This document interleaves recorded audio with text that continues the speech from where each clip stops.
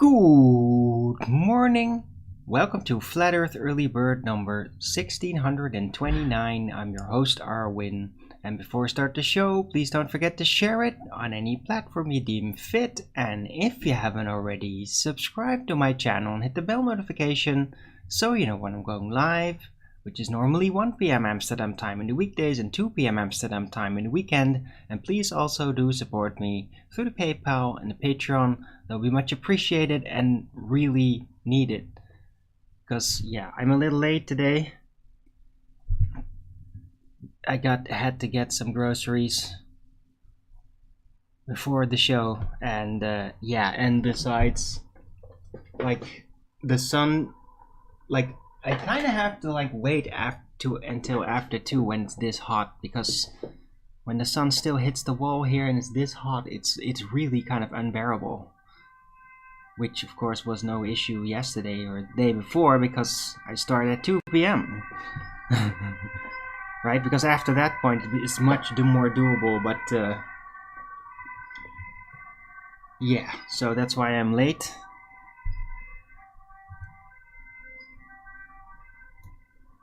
Right. But yeah, just I wanted to thank everybody that has like emergency supported me throughout the weekend. And yeah, like I'm supplied for like 3 days, but I am also broke again, so I could really use more support, but you bought me some time. Right, anyway, hello Borders Boy, first in chat. Richard G, good to see you. It is Monday, the 12th of June 2023. And the weather, yeah, is hot.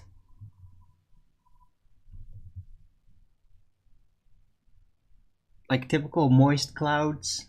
Also, it does seem like there were some trails being left, and I think that, yeah. So, trails again. But then again, there's also a lot of wind. Like sometimes it's just back and forth, like this deep breathing. Like sometimes it's still and then it really starts to cook, and then suddenly the wind picks up again and you get a real big gush. And that's kind of nice, especially because I keep my door open. I'm now currently the only one at home. My roommate just left, so I can just keep all the doors open and be loud until somebody comes back home. But I don't think that'll happen before the show ends.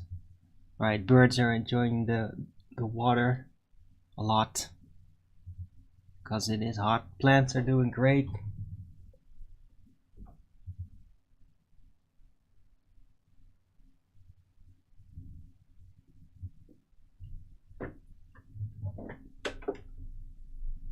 Right.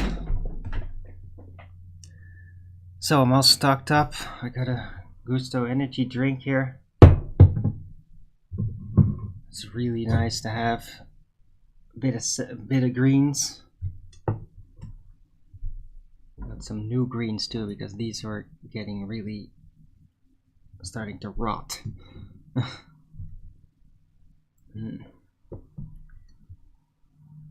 And I even got one of these Illuminati croissant. And I've noticed it's really helpful when I get these. Like when it's hot, This is like a full meal. So for example, yesterday I had a... Did I have one? I think so. But I can just like have one of these and a pizza much later. So it is actually more at dinner time. So, and that works just fine with all this heat. Yeah. I don't need to eat that much. I need to drink more. So it's even kind of cost effective. Even though everything is like screamingly expensive now. It's really insane. This is like freaking tourist prices, man. What it's become. That's now the standard, apparently. Ugh. It like feels like supermarket is just turning into a bar. Can't imagine what the prices must be at like cafes and shit.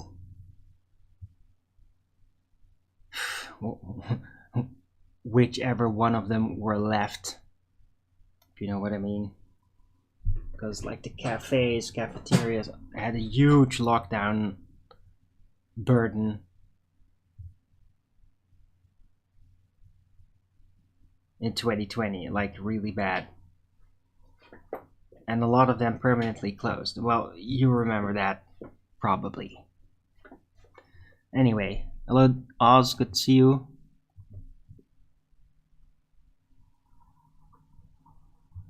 Longest contrail? Are you sure it was a contrail? A mile? Because contrails usually don't last that long. Unless there's like no wind and it's relatively cold.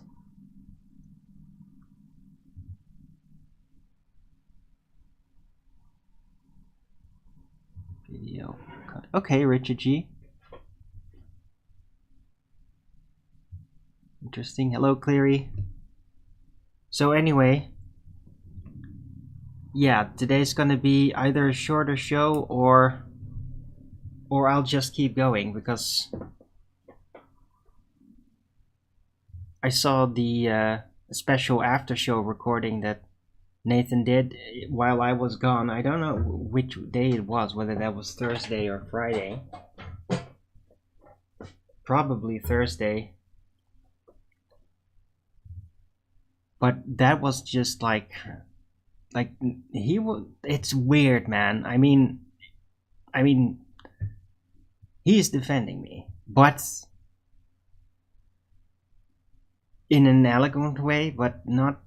He's not fully getting it though. But he's getting the message. He's copied it, even tried to translate it. We didn't really get it fully though. I wonder if that's even possible.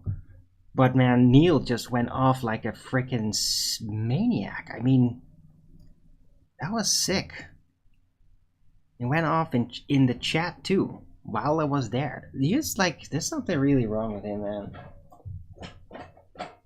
I think that my streams like really drive him nuts when I criticize Christianity. I think it really does. But he just starts to like become a bully. And really gross.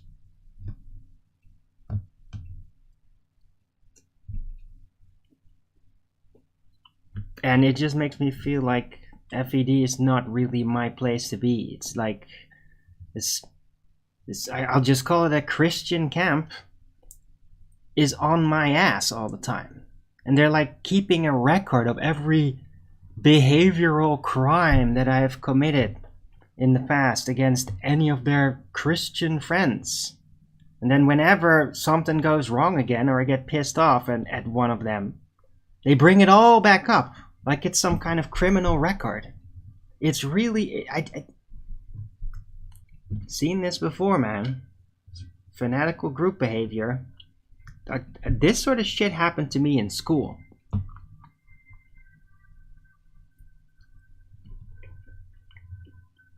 And like, I don't want to be on a show where I'm like the black sheep, or it's not even a proper description. It's just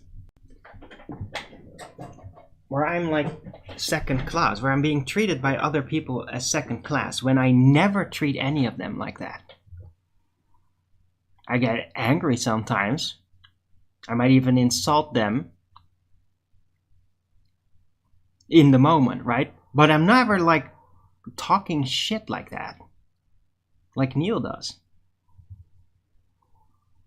Or like 10th man something, and he hasn't, I haven't heard him done that yet, and I'm very glad if he hasn't. Maybe he's like finally getting it, like how this works.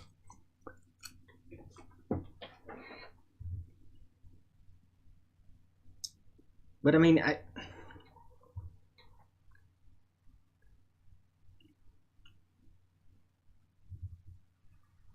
it's not even like this shit grows out of control because during the show I bring up subjects that really hurt their feelings or anything, right?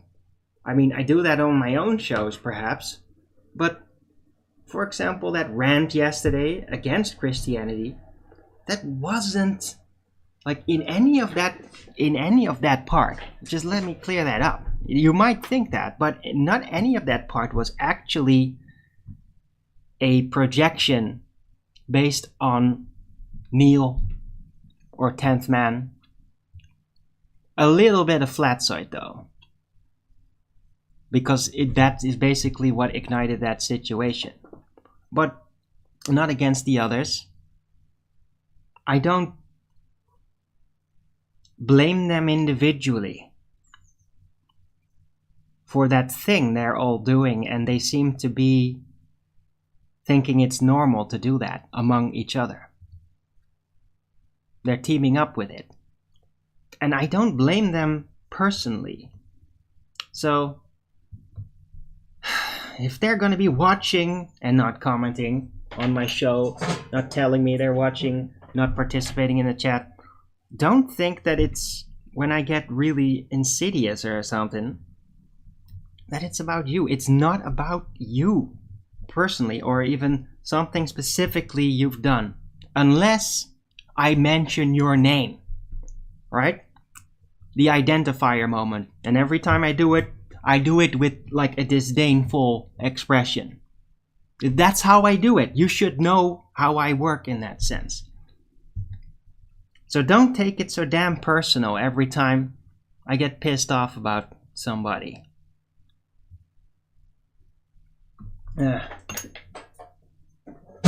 Of course, I can't stop you from just saying or thinking, oh, but he's part of that same group belief and I have to defend that group belief. If that's what you reduce yourself to and your choice spectrum, then that's your freaking problem, and then you really have a problem. And that's not a problem I can deal with, yeah? I can't alter this group dynamic of yours. Right? Because the only way to do that is to yield and say as we say and don't do it again. Yeah? And that's never gonna happen, you see? Now, if there wasn't so much weight on it, because I mean it's just like this minor detail, then you can explain something about it that sort of let it make sense, then it's like, yeah, say whatever, right? But it's because they insist and they don't argue, right? They complain on the side like ballers do. They don't come in, they don't actually argue it. And if they try, they get really angry at it and then not effective in actually arguing it. And I can't do anything about that group dynamic.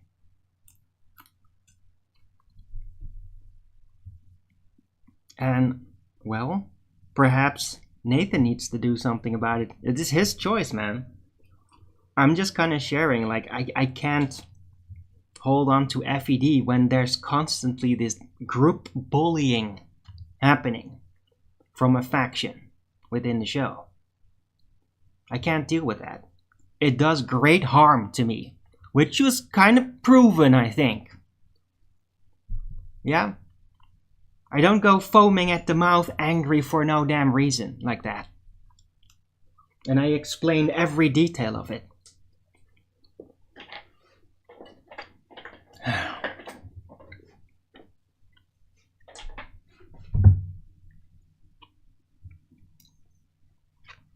LVA Paul banned me? Banned me where? He actually, what? Are you saying that he banned me at... I didn't even know that. He banned me at Flatzoids? Really? Wow. That's... Well, that's his fucking problem, man. I guess that was the last straw then.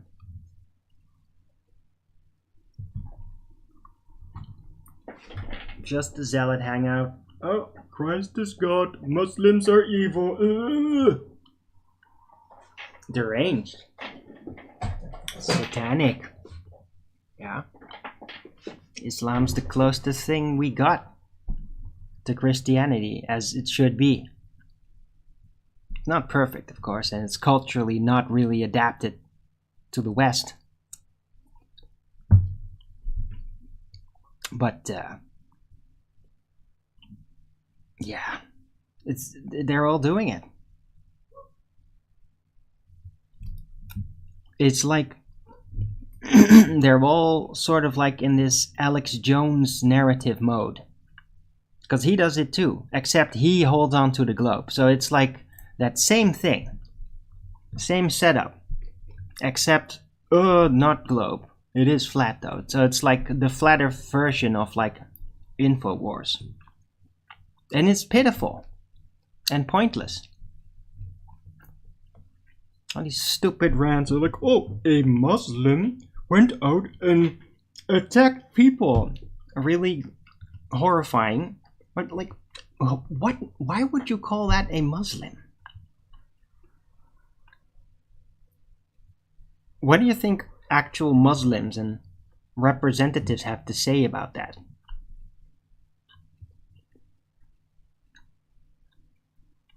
Are they really gonna argue like liberals would? Like how it is all justified and shit? You think that Muslims do that? Ridiculous. It's like saying that let's just create a fictitious example here.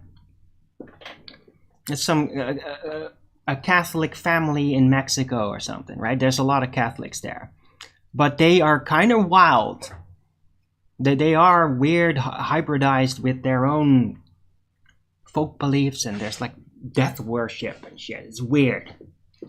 Let's just say that some of those guys just go in and just slaughter a bunch of kids in the playground. Really horrific, right? You think it's gonna be, oh, we gotta be careful, man. Those damn Christians. Those damn Christians killed a bunch of kids. They're crazy. They're dangerous. Like, hello? Think about what you're saying, man. I think that's approved by Islam. Just doing that. That's approved by the rest of the people in the religion. No, it's not approved. Yeah, and if you have some mosque where you have imam that actually does fully do that, those are like their right-wing extremists, sort of, within the religion. And I think it does sometimes happen in certain places, but I mean, they are like, that's not how you're supposed to really do it. And you could probably use the Quran to find the certain passages to argue that position, but it's like they don't approve of that, yeah? So it's ridiculous. Every time I see it, it's such a freaking straw man. It's so pathetic. It's so petty. So petty every time I see that. Yeah. Blame a religion and not the person. Right? Now, if there would be an actual religious organized thing where it's like an imam in a mosque with a whole bunch of followers starts planning actual terrorism, well then, yeah, if you call it Like, yeah, that's fucked up, right? But I mean, that's not approved of by the scholars. Like that, you're not supposed to do that. That's just earthly and personal and tribal and shit and archaic. I mean, you think that Islam had a golden age because of that behavior? No.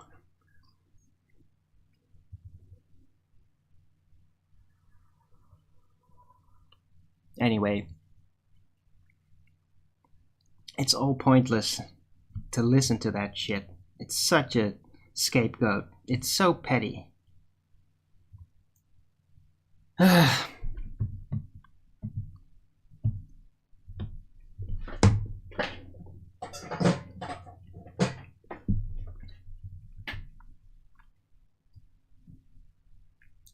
By the way, Steamy Traveler, Terror 306, George Sanford,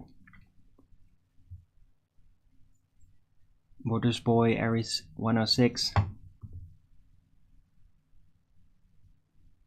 Oh, this was the best place for that? Yeah, it's not really funny, Aries 106.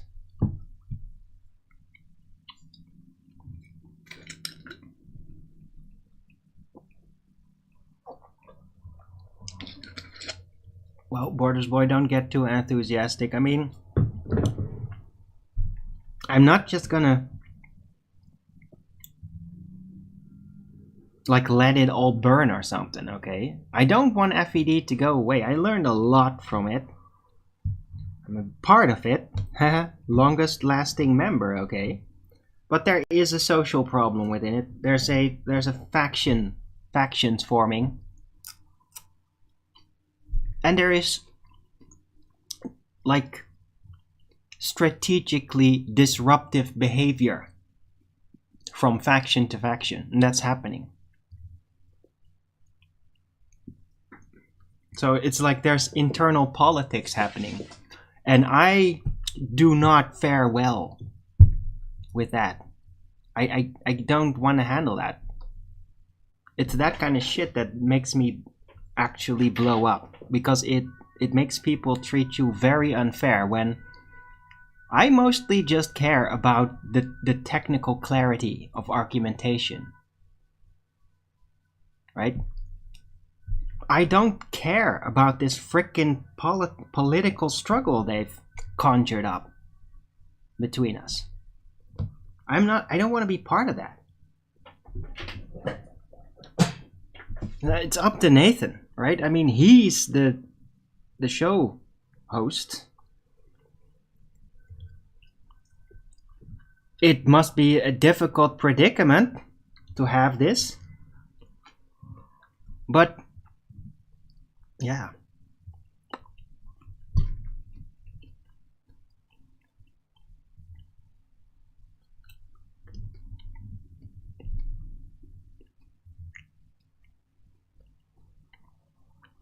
If they are fighting, I don't know what they're doing right now. I just heard the after show from Friday. I think it was Friday. It should be Friday because Thursday is when I went off. And I don't know, maybe Thursday, but yeah, Neil was just acting completely insane, and he's still doing that. So he's like targeting me, and I'm not. I can't be in a play. I can't do what I do if I'm gonna be targeted like that. If somebody's trying to undermine what I do, no matter what it is.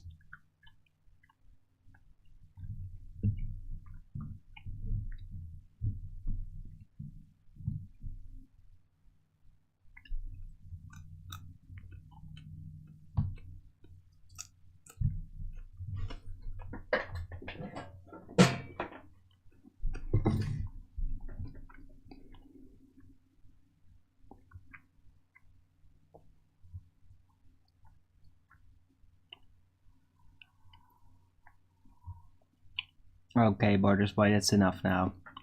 Yeah, don't talk Don't talk like that to me. Yeah?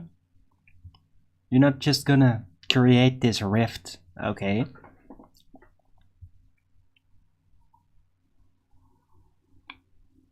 It's very simple. Nathan has a problem with control in his show. I still think that he does fine.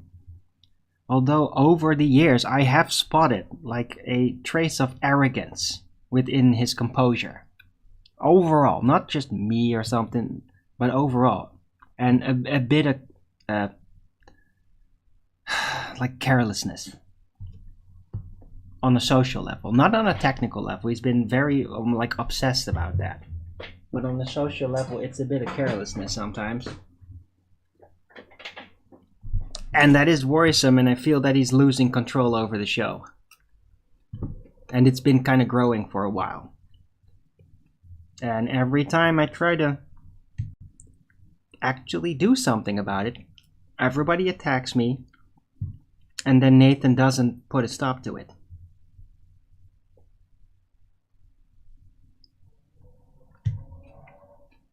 And that's what happened Wednesday.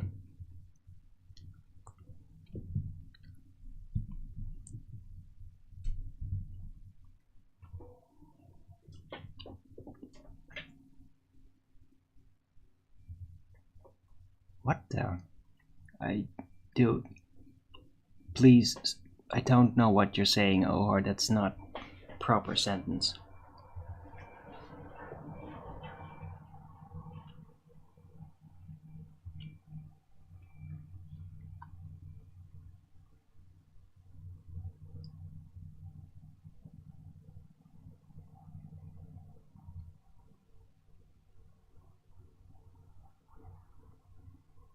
Do you mean through? Because that's not how you spell through. Through, you spell, instead of the W, U-G-H. That's through.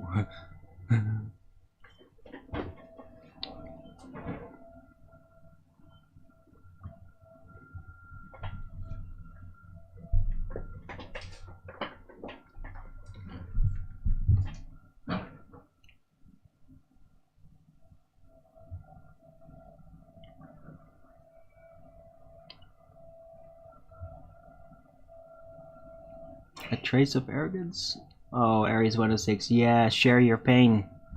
Oh, yeah, no. The way he reviews videos is just fine, man. I mean, I'm not always in for it, and he gets snappy. And I wasn't in for it Friday, but I did listen back to parts of it. And it was a good job. He did a good job, and the guy was completely fucking out of his mind that he was reviewing. So it's perfectly justified, right? There's no trace of arrogance in how he reviews ballers. That's perfectly fine.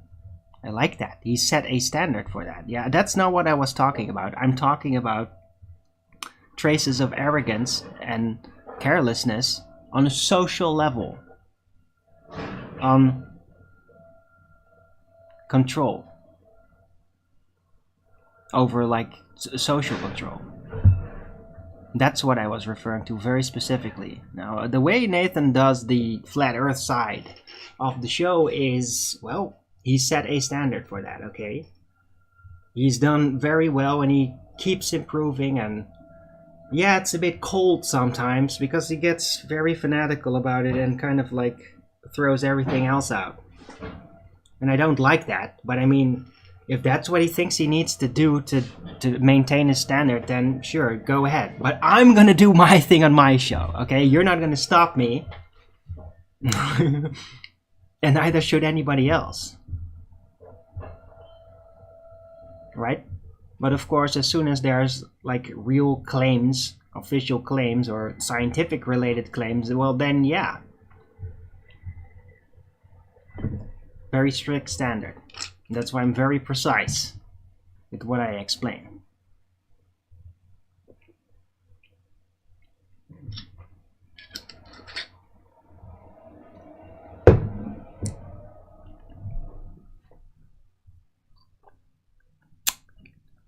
Okay, Ohor. Is that supposed to be a joke?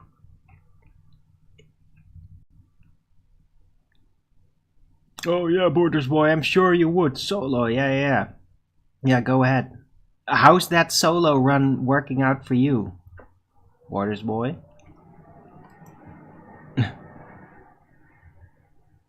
No. Solo doesn't work. I mean, this works, my show works, but not if that's the only thing. And that doesn't work.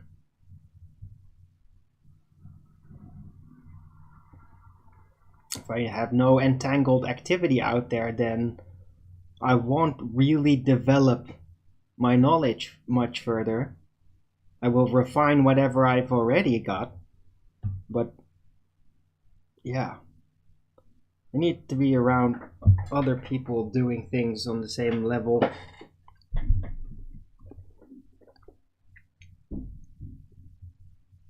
They're just really hard to come by. Oh.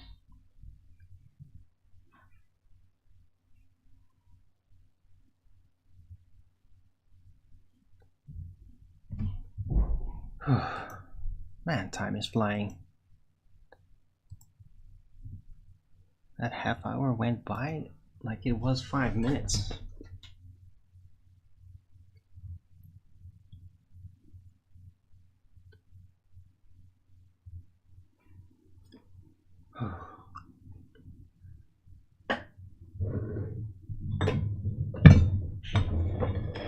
Alright, let's take a bite out of this. Cheers.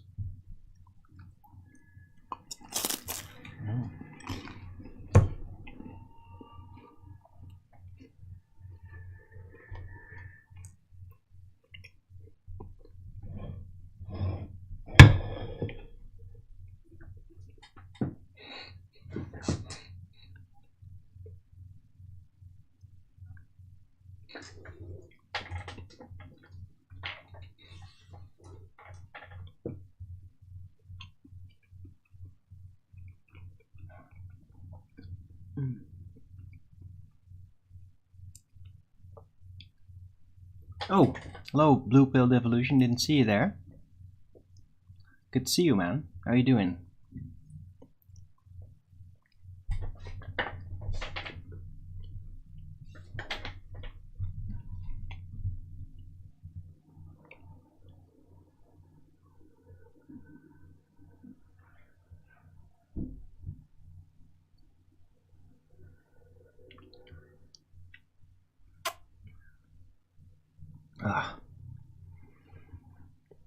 Oh man, I'm gonna...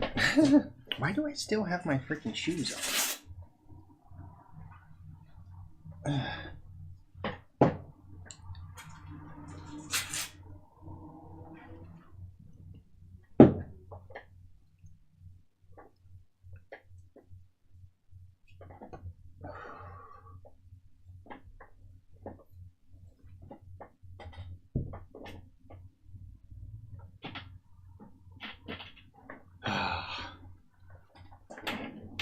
Can't sleep? Oh. What's preventing you, Blue Pill Evolution?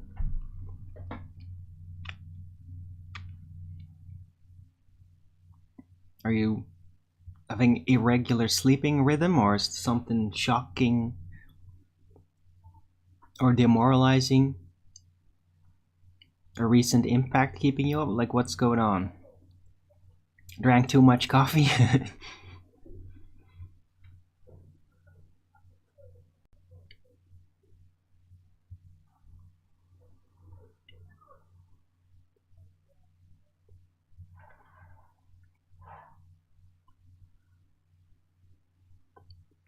Happen once in a while.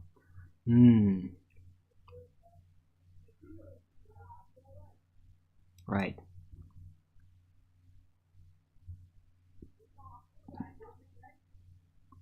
Right.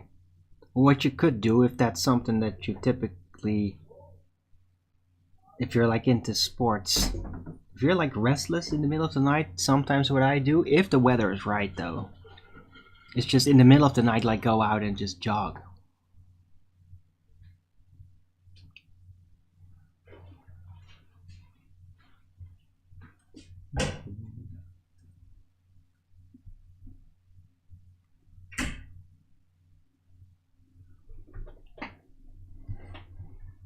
right?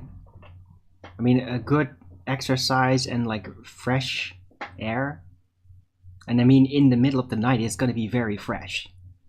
Like that can be really good to basically get the restlessness redirected into, well, a more proper function that's useful, that actually requires a lot of energy, like working out.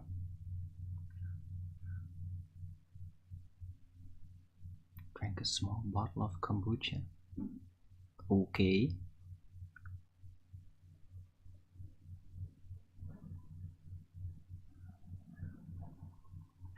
Well, that... You think that's the reason for it? I doubt it. It has sugar? You don't handle sugar good? Because then maybe you're like this because your system's got a slap. You might have been dislocated then because of that. I don't know, you got like diabetes or something?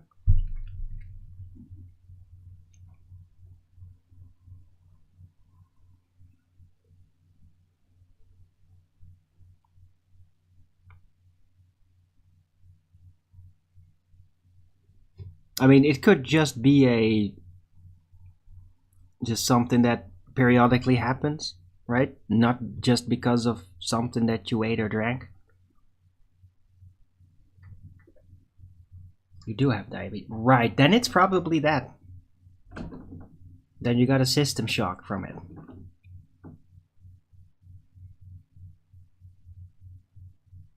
Right, and a system shock, like a diabetes shock, I've known people with diabetes in the past, at least heard a lot of talk about it.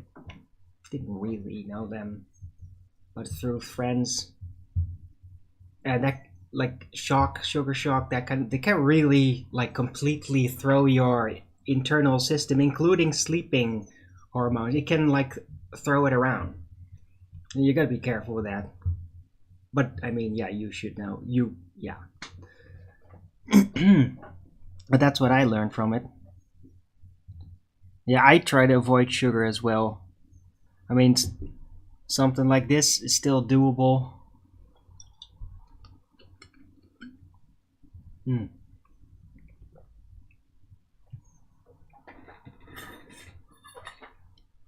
But it's like I shouldn't like drink this every single day, for sure.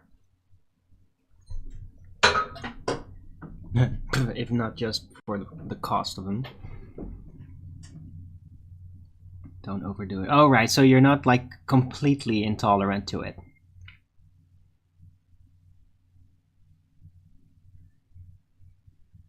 All right.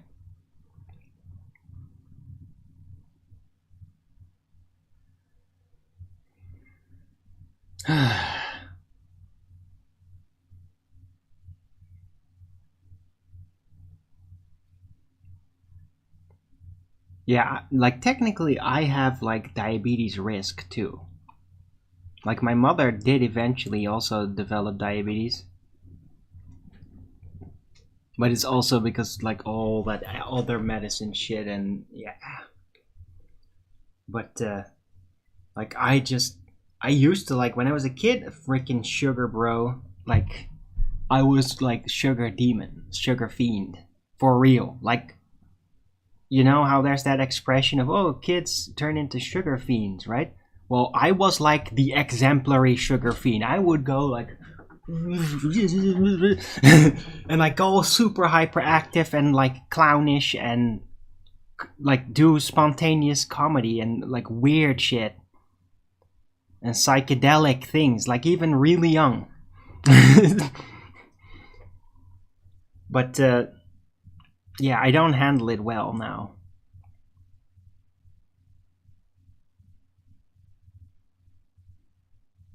And it's kind of weird. I think it's like combined with that. I notice the influence of alcohol like very distinctly and very quickly. Right. And there's like family of mine that they need to drink like 8 beers to feel anything. Like seriously. And I'm like, 1 beer, and there's a good chance that I'll be drunk for like, well, like pretty damn tipsy for potentially like half an hour to an hour. An hour if I am not used to drinking, for sure. Right. But I avoid sugar now. I used to drink coffee, put sugar in it, and yeah, that's out of the picture. No more. I avoid caffeine, and it all works fine then. Right? I don't eat cookies. I don't eat chocolate anymore. Except for like special circumstance, and then it's going to be black, so it's minimal sugar in there.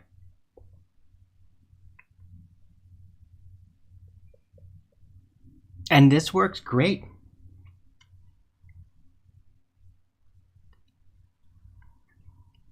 And my sleeping rhythm is fine, but I mean, I'm usually pretty late. I have a tendency to just like push it with how late I go to bed. And in the summer, that's quite the hazard, because if you do that too much, you literally then have to start sleep when the sun is coming up, and that just sucks. In the winter, it's not much of an issue, but it can get you really weird, though. Yeah, but I don't drink alcohol anymore. Stopped since January. Really happy about that. I feel better during this heat, a lot better than previous years when I was drinking. I mean, there's a distinct difference. Because when it was this temperature back then, I felt like I would be more sweaty, right? Even when I wasn't getting all overexcited. Remember that? Now it's like, no, this is very doable. I don't overheat as quickly. I don't feel as tired. I'm really glad that I'm not drinking anymore. I couldn't pay for it anyway. Right. Anyway.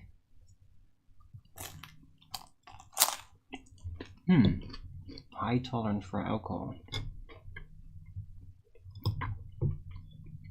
Well, that could actually be problematic, blue pill definition, because if you have diabetes and high tolerance for alcohol, well, guess what?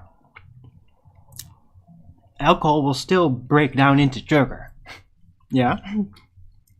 So that means, well, oh, I want to feel something about the alcohol. Okay, well, you have to then take a lot, and then you will basically have a lot of sugar in your system with a big backlash for you.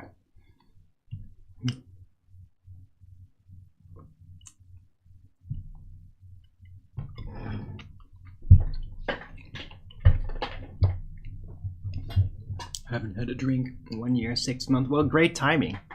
I mean, this is the Bud Light era. It's starting to become more and more apparent. Like, oh, Benjamin predicted, even before the whole Bud Light scenario started happening, that beer is kind of gay. Oh, how dare you? Hey, I love beer. When I drink. I mean, I've drank it for like 4 years, I think. Maybe 5. And yeah, at least except for the first year, it was like pretty much every day. But not a lot, though. Like 2, 3 beers. Really.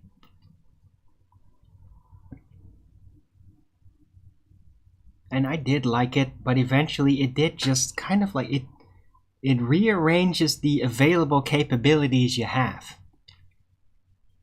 It just gives you a lesser version of yourself to work with. And it kind of sneaks up on you. Because at first you do it specifically. Like, it's like the trauma response. Like something really fucked up happens. Things go bad somehow in your life. Hold on.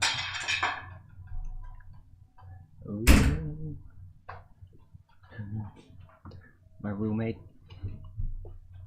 And then, yeah, it's a lot of typical reaction. Like, there's nothing you can do. You feel powerless and fucked. You're all hyped up still because of you had things. Now the things are falling apart.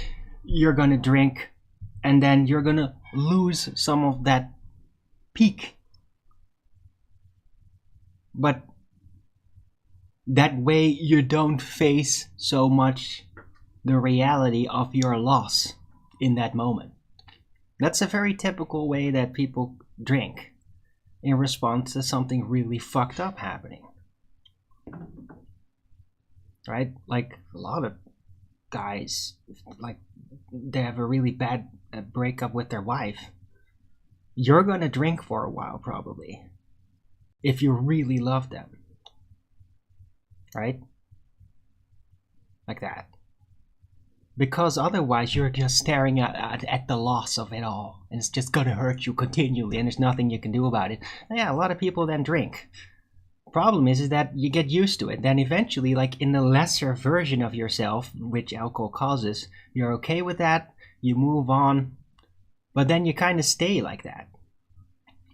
You don't automatically stop drinking. Although if you're like more disciplined and in a disciplined family, then you probably will. Like after a while, to be like, yeah, I'm over this now. I'm stopping drinking. I'm going to go at it again. And they still have that awareness. It's very handy if you have family that actually tells you that. If you have like a dad or a brother, you know, and you went through that shit and you started drinking, and then they remind you like, hey, maybe you might not remember, but yeah, drinking actually takes away some of of what you can do with your life. And it just seems like that's normal. But if you stop, then you'll start to regain some of those qualities that you can really use or need for career, wherever you want to go. It's important that you have somebody to actually remind you and not just see you as like, oh, you're just a drinking degenerate. You're never getting out of that, right? Unless you actually behave like that and are super defensive and aggressive all the time and don't want to talk about anything personal. Yeah, well then you got a problem, a drinking problem. Right. But when I was drinking in the last years, up until January, I couldn't see it. I knew it because of like just memory of the mechanics of it. I knew that I had things that I couldn't reach, but I didn't remember what I lost. It's like, yeah, I feel shit over this and that. I just didn't have the dynamic to kind of, with my spirit, break out of like that bog. But now that I start drinking, yeah, things can go shitty, and suddenly I have all this maneuvering room still left. And I'm much more dynamic, and I can really find peace, and I can really much more fully trust God. Like, oh, it's all going to shit, I might die. And then it's like, just trust God, just trust God. Well, when you're drinking, it doesn't really work. It's like harder to trust God. It's like, you don't feel like you deserve it. You don't feel like God would give it to you because you're drinking or something. I have that. Even though it's not an official thing, and I might justify like, no, it's fine drinking. It's still something. When I don't drink, it's like trusting God works so much better. When you're in a shitty position or everybody suddenly turns against you, you can find him quicker. You can find that right frequency much quicker and really like, no, it will actually be okay. I know it now. It's not something I am supposed to believe. No, you can actually feel it again. Right? And this is also talked about, learned about in Islam. Yeah? One of those things. Right? They're very rigid against alcohol because it disconnects you from God. And that's real. That's not their belief. Oh, Muhammad, oh, he was a this and that. Yeah. No. They have that discipline. Like, don't drink. Something that's rejected by Christianity. Or by whatever Christianity has become. Now, the people still will warn about it, and people know about alcoholism, and it's definitely not encouraged in any church, I think. Although with the Catholics, they do drink the wine as part of the ritual and all that, which is like an esoteric mess. But in Islam, it's like in the lore. They say it. You drink, yeah, you might feel sort of happy on the surface and all that. You might be looser, but it will also disconnect you from God. And that's a subtle influence. That's what lingers afterward. And you don't know it. You can't feel that it's happening. You might consciously realize it at some point, like, hey, this is not normally how I would feel in this kind of state. Like, I would go this and think about that, and I'd gone spontaneous to this, and now it's like, it's not there. The impulses are not there. What is this? You might have that realization even as you're drinking. Right? On the other hand, if you're like super sensitive in ways and get really easily agitated, then the drinking might simply be there just to numb down those senses, because otherwise you're constantly getting slapped in the face by people that aren't even realizing they're slapping you in the face.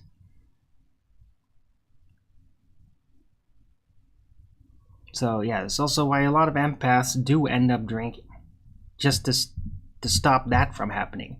The problem is, it doesn't really stop it from happening. It will still happen, except you just don't notice it much. And it prevents you from actually learning to take the punches and building that spiritual skin, which you really need when you're sensitive.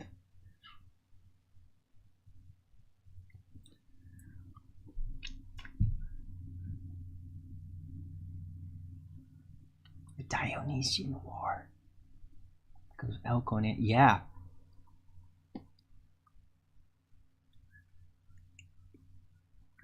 Can you imagine a world where alcohol was completely or barely known? And then suddenly, like these potion masters come around and have drinks.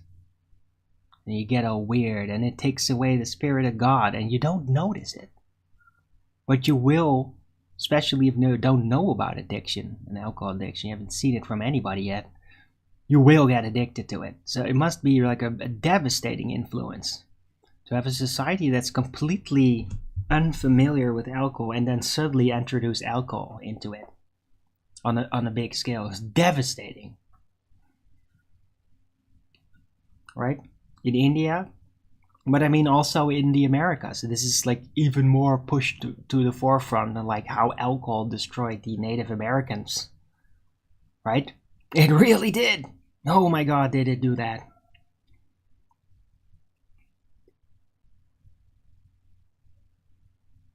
They destroyed themselves with it. Anyway, slave trade. Yeah, well, I guess that if you'd introduce alcohol in a population that's completely unfamiliar with it, I bet that it actually creates slavery. Because people that are addicted will be more slavish. They'll do more degrading things to themselves for others just to get their fix.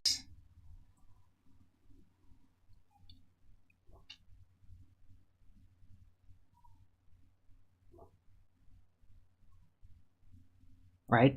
A desperate alcoholic might sell their son or daughter, for example. And I bet that is actually played into the maintenance of slavery in certain regions. Africa, for example.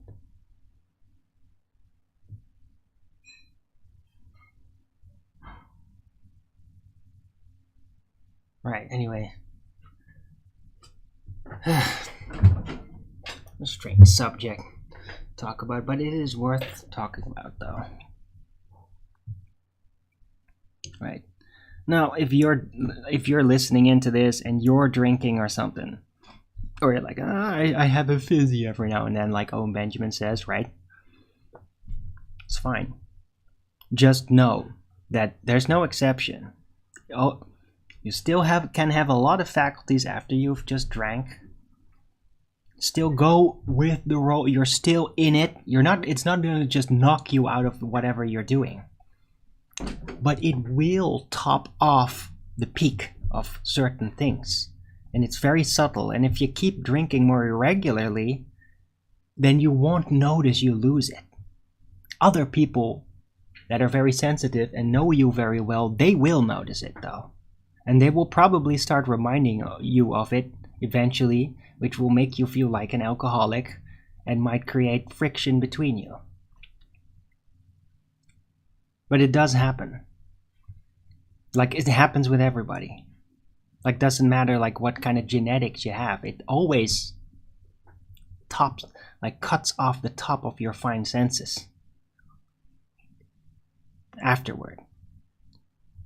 In the moment, it might not do it. It might just kind of distort it a little or enhance certain things. But afterward, you have a period where it just kind of cuts off the top. And if you drink every day, like you won't realize you lost that eventually. Anyway, history of alcohol is fascinating, right? And worrisome.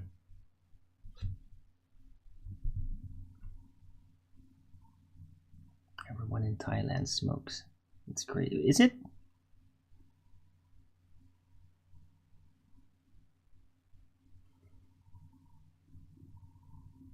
Is it so crazy? I mean, do they all die of lung cancer? Is that a thing in Thailand? I always ask, right? Because it's like, oh, everybody smokes. Oh, but do they actually then all die from cancer and shit? Or doesn't that actually happen?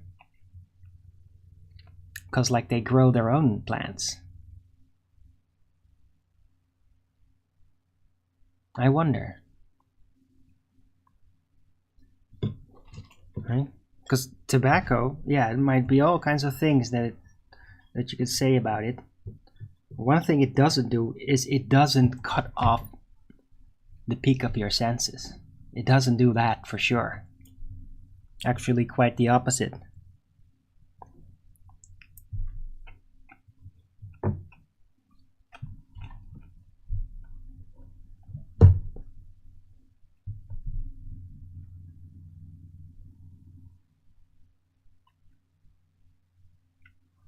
People are dying. That's very overgeneralized.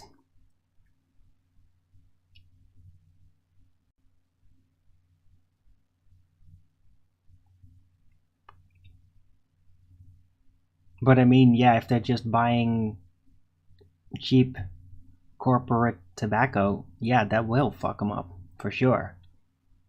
But I mean, if they just grow their own, and I mean, Thailand should be very suitable for growing tobacco, I'd say. It's hot enough.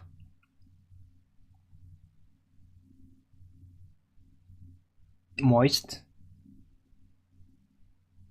Do they grow tobacco over there?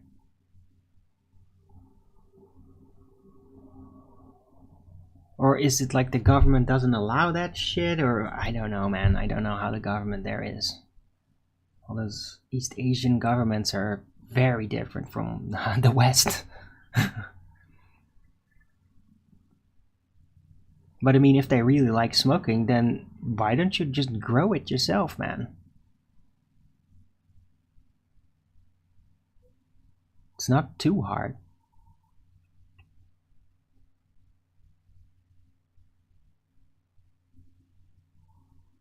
They grow weed, not tobacco. Oh. But don't they grow it because they don't want to, or because it's illegal?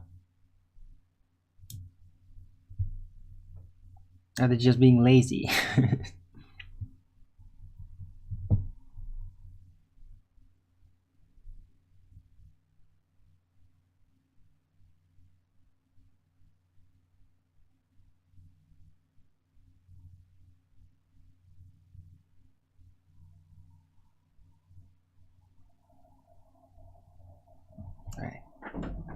close that door. It's too much noise.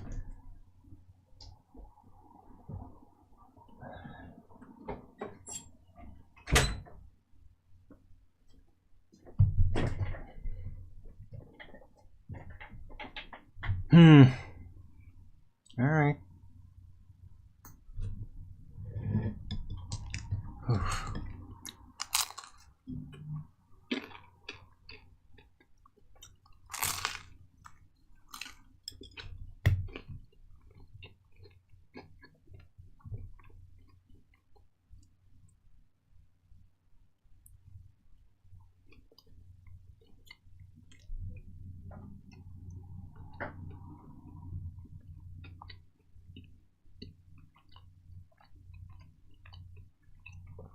Yeah, clutch, I know.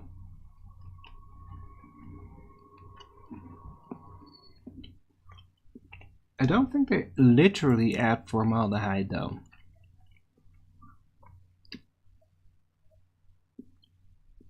I think formaldehyde is one of the substances that is claimed to be released from burning tobacco. I think the additives were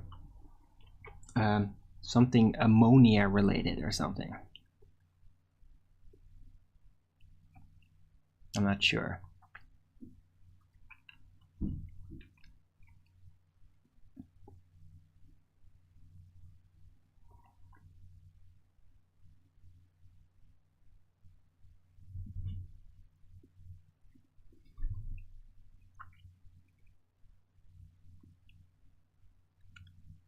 So if you just grow your tobacco and you do it organic, like no freaking pesticide shit,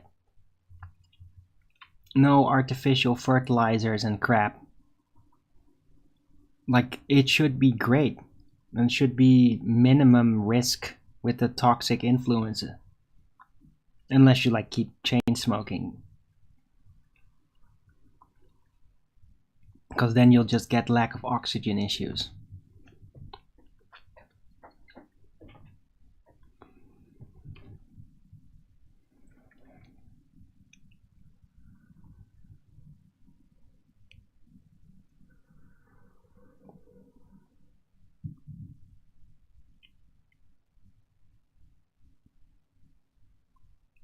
But I mean, wouldn't that be like a great opportunity? Like, if somebody in Thailand just thought like, hey dudes, yo my brothers, why don't we start a tobacco farm? Right? Just do that and just keep it local. Not about, oh, regulations and for export. Right? I mean, there's enough tobacco around the world, but for local, right? Where you could even have like a sort of local trade system or whatever. You could just do it barter trade. Wouldn't that be awesome? We got a bunch of tobacco plants and you can pretty scale it up. I mean, if there's enough people interested. If like everybody smokes, well then you can literally barter with everybody. You got the tobacco plants, a lot of them, and everybody comes like, hey, can I have like one tobacco plant, leaves dried and all that? Like, oh, what do you got? Well, eggs or cheese or something, or well, cannabis, right? But whatever. You got barter and like, oh, no issue. There's not gonna be money issues. It's just instead of buying shit, which is gonna be high priced and issues, and you might need to wear a mask or something nonsensical in the supermarket, or whatever, or the farmers have issues. Just grow some of that and trade with people locally.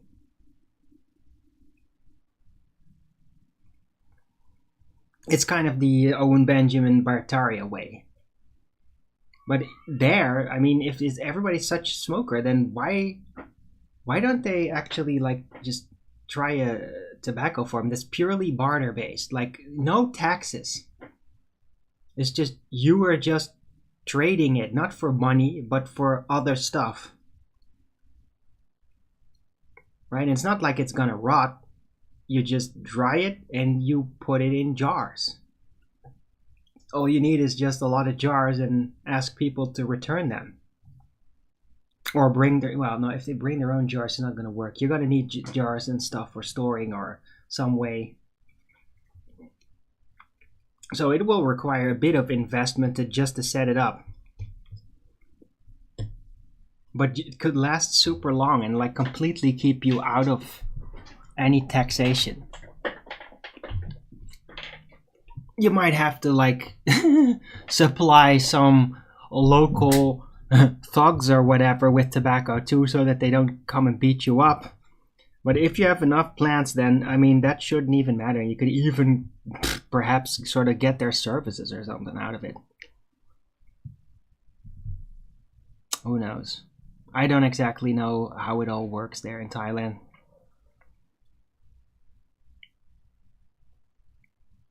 I think that the police is probably more going to be likely to do that. I don't know how corrupt the police is in Thailand, but I've heard a lot of police corruption in Asian countries.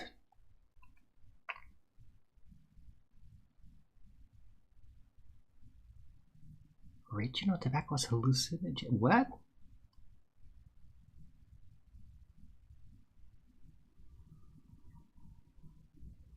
Huh.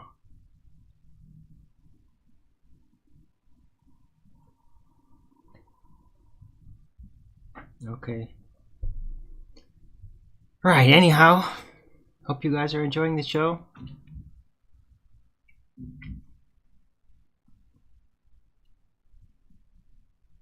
We're talking about alcohol and tobacco. It's hilarious.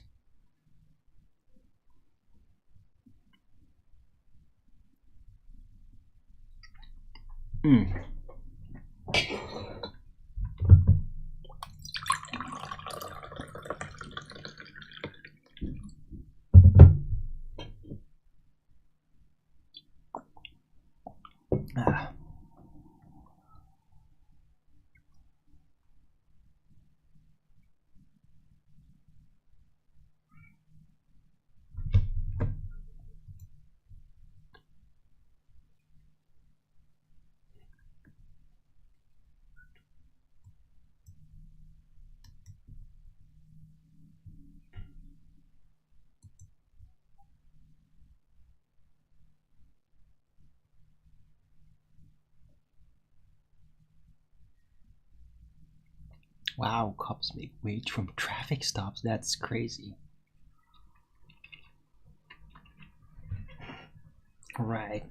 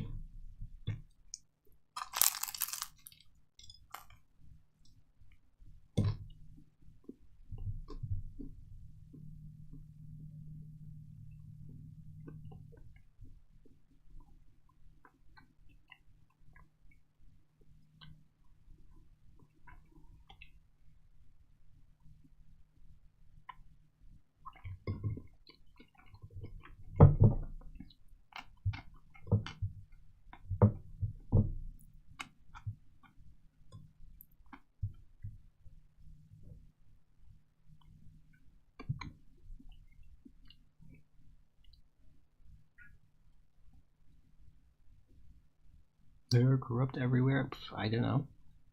Are they? It's a bit of a claim.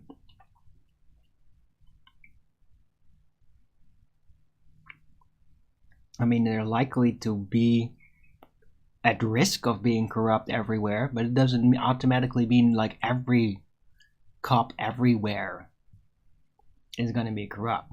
Come on.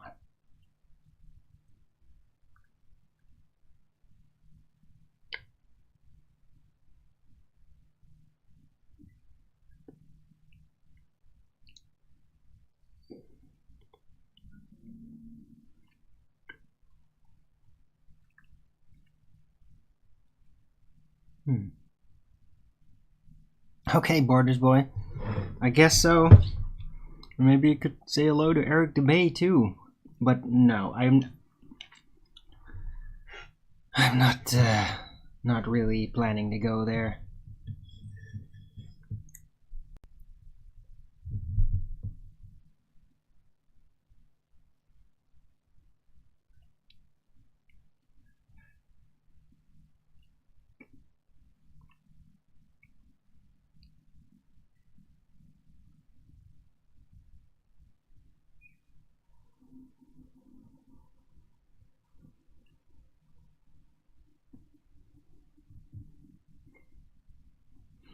right? I mean, before I even consider going anywhere, and I mean anywhere, other than like within this city or to my dad's during Christmas, there's a lot of other things that will have my priority that require finances. A lot.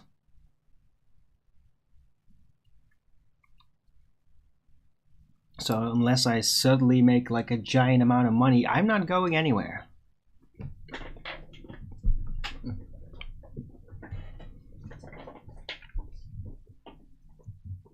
Right? I mean, I'm a little bit more preoccupied with being able to pay for food. So donate to my PayPal, please. That would be great. Keeps this show going.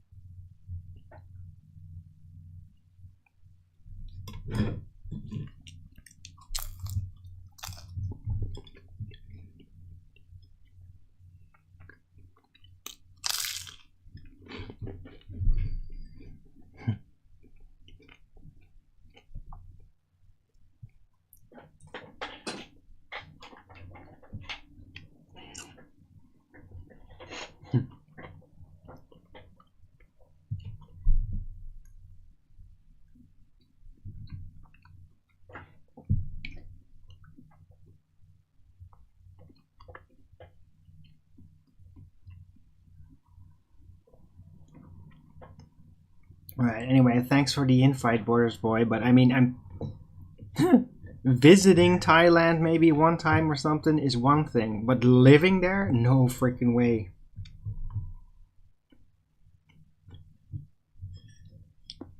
I'm not gonna live anywhere in the East. Except maybe like Indonesia, because it's kind of ancestral homeland to me in ways. But definitely not Thailand.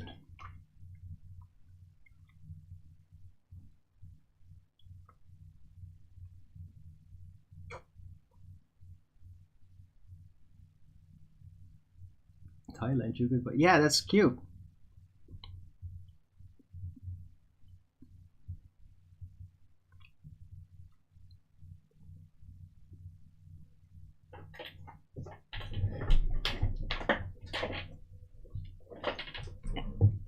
You don't know for how long, by the way, Borders Boy. You're saying this. But, I mean, 2 years ago, here in the Netherlands, prices were very doable. It was all very doable. It all went great. Yeah? And suddenly that changed because of this interference, corporate siege. Yeah? That could happen to Thailand too. It could literally happen overnight. Look at what happened at Sri Lanka. Yeah? And yeah, probably the same in Indonesia. Yeah, sure. But I mean, I actually have a reason to go there and perhaps live there because of an ancestral connection. And that's it. Like, I have family there actually that I've never met, but like distant family. My dad's been there once. He met the rest of the family. It was really intense and fascinating, he said. I'd like to visit that family too, perhaps one day. And maybe I'd stay there. Maybe I'd feel so welcome, so at home, and so at ease that it's like, why haven't I done this? Like, why didn't I move to Indonesia in my youth? It could be. I don't know. I got a weird feeling about it, but I do have an ancestral connection.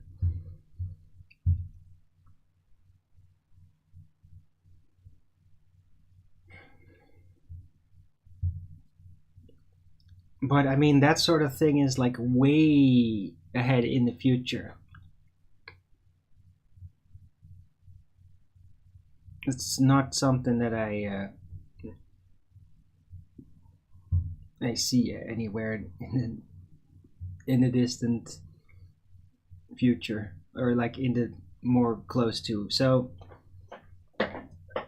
yeah, we'll see. Yeah, it would be cool to do this, and it would be cool to do that. And hey, I always kind of wanted to visit New Zealand too. Amazing place, and there's all these things. Yeah, I'd love to go around the entire world, man. I'd love to like walk the Nazca lines one time or something. I'd love to check the caves of Bulgaria, perhaps. If they would allow me to do that. Probably not easily. But before anything, like all of that, like that's gonna be like at least 1,000 times income multiplier. Okay, that's where that would need to be. With what I got, it's just no fucking way that could ever happen. No way. So, yeah, we'll see if that happens. But right now, it isn't. And I don't like to dream about things that are blatantly out of reach. I don't like doing that. It makes me feel really miserable. Because I can't do it.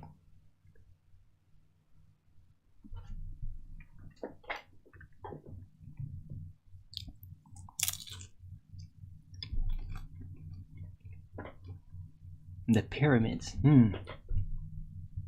Next door. What? Oh, you mean the Bosnian pyramids? Yeah, maybe.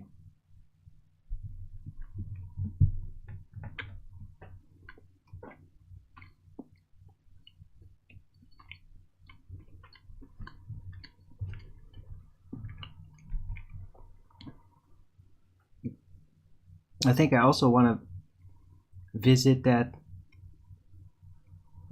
huge lying down statue. I don't know where that was.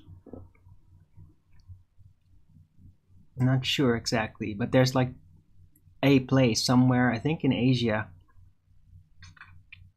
where this huge lying down statue. It looks kind of Hindu style. I want to visit that place.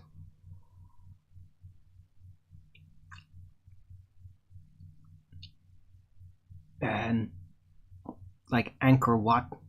So I guess I think it's like India or Sri Lanka or something. I think I do at some point want to visit that.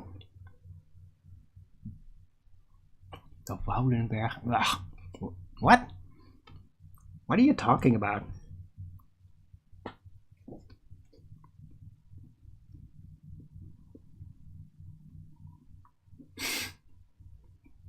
Are you joking? I know where that is.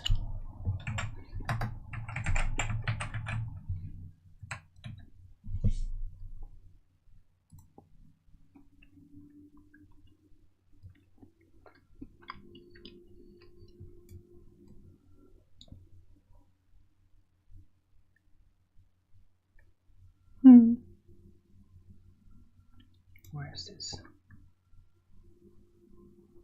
Yeah. My first girlfriend used to live there. Is there a pyramid there? Where the hell is that? Oh, come on.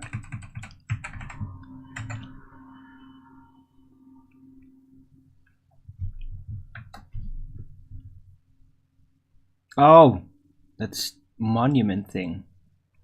Wait, what?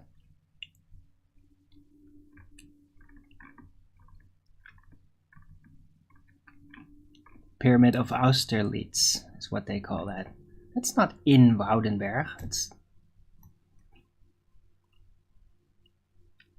Or is that not the one you're talking about?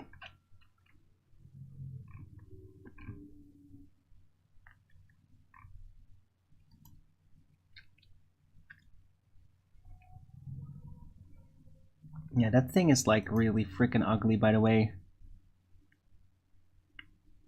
Like, it has a tower on it. Like, it's not even really a pyramid.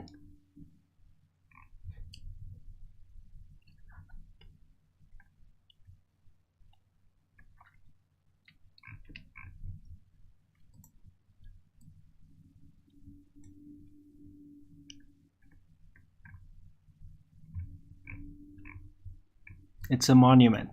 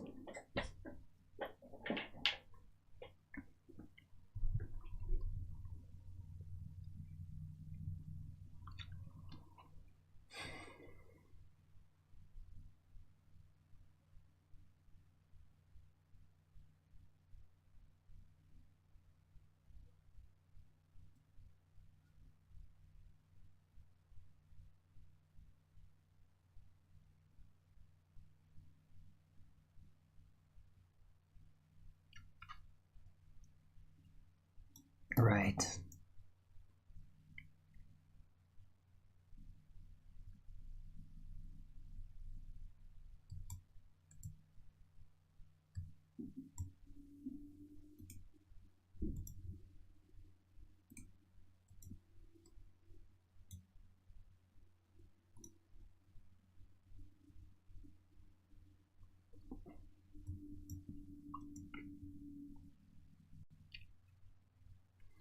Okay guys, I think I might go on FED. I feel neutral.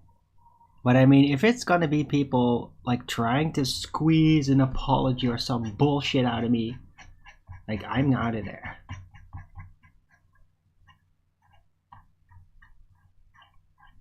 But I just kind of want to hang there.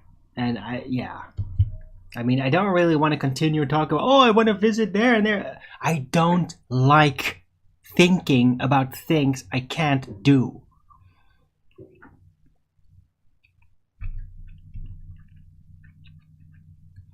Right? Because then it's like, oh, I want to do it so much. And then I can feel about, yeah, but you can't. Yeah, it sucks. I don't like doing that.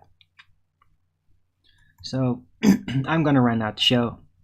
Thanks everyone for coming. I hope you liked this show. If you did, then please don't forget to Rogan's it up. And if you haven't already, subscribe to my channel and hit the bell notification so you know when I'm going live, which is normally 1 p.m. Amsterdam time in the weekdays and 2 p.m. Amsterdam time in the weekend. And please also do support me through the PayPal and the Patreon. That would be much appreciated and still really needed, because I am technically broke again. I got food for like next few days, but I really do need more PayPal support. I mean it. Please help me out. It's gonna be a rough week, I feel. But I'm just happy that I managed to get around this weekend. But I need more. I'm sorry. I will do my best to, to provide, make it worth it for you. Anyway, and I'm also gonna be much more on time tomorrow. Right? Don't have to go out for groceries or anything. So thanks everyone for coming. I hope you liked the show. If you did, then please don't forget to Rogan's it up. And if you haven't already, subscribe to my channel and hit the bell notification so you know when I'm going live, which is normally 1 p.m. Amsterdam time in the weekdays and 2 p.m. Amsterdam time in the weekend. And please also do support me through the PayPal and the Patreon. That would be much appreciated and still needed. Right. I'll be back tomorrow with Flat Earth Early Bird number 1630 on a Tuesday, and I'm going to join the Flat Earth debates and we'll see if I'm going to be active or not.